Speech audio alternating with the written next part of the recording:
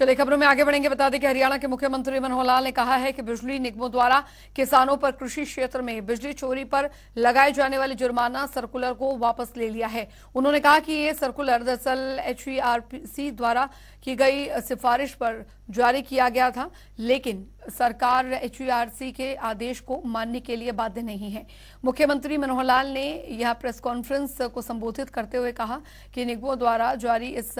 Circular से किसानों पर बहुत बड़ा जुर्माना तय हो रहा था और इस सर्कुलर में जुर्माने की राशि 6 लाख रुपए तक बढ़ा दी गई थी, जबकि पहले किसी भी किसान का यदि कोई भी डिफॉल्ट मिलता था तो उस पर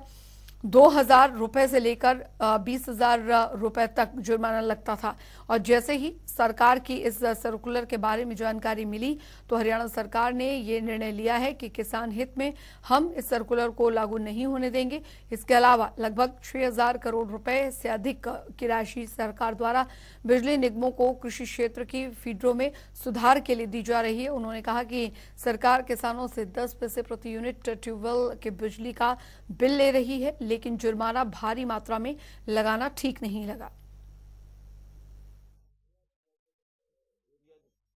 पिछले दिनों में एक सर्कुलर हमारे यहाँ पावर डिपार्टमेंट की ओर से निकल गया था, उत्तर हरियाणा दक्षिण हरियाणा की ओर से, और उसमें कोई सही विषय तो यह है कि पावर डिपार्टमेंट एक इंडिपेंडेंट डिपार्टमेंट है, इनकी कंपनीज भी अपने आप डील करती हैं और फिर HERC भी उसमें कुछ ना कुछ डायरेक्शन देते रहते हैं। किसानों के ऊपर एक बहुत बड़े जुर्माने का एक सर्कुलर इन्होंने निकाल दिया कि किसी किसान का अगर कोई फॉल्ट मिलेगा, मानो कोई इलीगल कनेक्शन की बात है, कुछ और है, तो उनका जो जुर्माना वैसे तो पहले से तय है 2,000 से लेके और 20,000 तक ऐसा जुर्माने उसमें लगते हैं, अलग अलग प्रकार के उसमें फॉल्ट रहते हैं। लेकिन इन्होंने उस 2,000 से 20,000 के जुर्माने हैं वो 6 लाख तक भी उसकी लिमिट बना दी। अब वो 6 लाख कोई सुन करके वैसी हालत खराब हो जाएगी।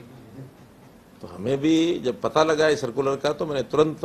नाराज भी हुआ मैं, और मैंने कहा इसको हम बिल्कुल लागू नहीं होने देंगे। HERC का अपना एक प्रकार हो सकता है काम करने का, लेकिन HERC के ऑर्डर को भी सरकार मानने के लिए बाध्य नहीं है। जो इलेक्ट्रिसिटी बिल्स अंत्योदय फैमिलीज का भी डिफॉल्ट कई जगह, जैसे मैं जनसंवाद कार्यक्रम में जा रहा हूँ तो वहाँ कुछ लोगों के बिल्स पेंडिंग होते हैं, तो बिल्स पेंडिंग होने के कारण से उनके कनेक्शन कट जाते हैं और कई बार आउटस्टैंडिंग अमाउंट बहुत ज्यादा होती है, वो पे करने में भी सक्षम नहीं है और उनके बिल जो हैं वो लगे रहते हैं। तो इस प्रकार अब हमने जो 1 लाख रुपए की इनकम से नीचे के अंत्योदय परिवार हैं, 1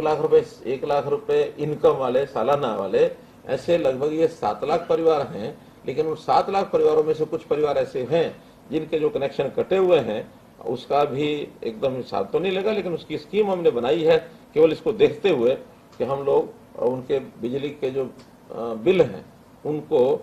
माफ करें। तो हमने उसका जो प्रिंसिपल अमाउंट है उस प्रिंसिपल अमाउंट का 50% वेव करने के लिए कहा है, और दूसरा ऐसे परिवारों का मैक्सिमम एवरेज बिल जो 1 साल का होता है उतना ही लिया जाएगा। जैसा आपको पता है मैं जन संवाद के कार्यक्रम कर रहा हूँ जिला जिलानुसार, मेरे 4 जिले हो गए हैं, उसमें भिवानी, पलवल, कुरुक्षेत्र और सिरसा। 5वां जिला भी महेंद्रगढ़ अगले 24, 25, 26 3 दिन ही होने वाला है। अभूतपूर्व इसकी मैं सफलता कह सकता हूं कि लोगों के अंदर जाकर के बहुत प्रसन्न है लोग, और फीडबैक भी बहुत अच्छा नीचे से आ रहा है कि एक मुख्यमंत्री आकर के गांव में उनके बीच में बैठ करके उनकी सबकी और जो हालचाल पूछते हैं, उनकी कठिनाइयां पूछते हैं, क्या सरकार ने किया ये भी उनसे हम पूछते हैं, क्या और आवश्यकता उनकी ये भी पूछते हैं। और कुछ घोषणाएं मैंने वहीं पर हाथों हाथ जो की हैं, 3-4 जो घोषणाएं, बड़ी घोषणाएं मैं आपको बताता हूं। जैसे डबवाली को हमने अलग से पुलिस जिला बनाया,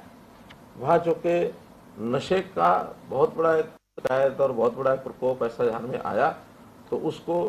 बॉर्डर्स भी हैं, इंटरस्टेट बॉर्डर होने के नाते से स्मगलिंग भी होती है चीज़ों की, चाहे पंजाब से हो चाहे राजस्थान से हो, तो स्पेशल जिला इसीलिए बनाया उसका कि हम इसको नारकोटिक्स के नाते से उस पर कंट्रोल ज़्यादा किया जा सके।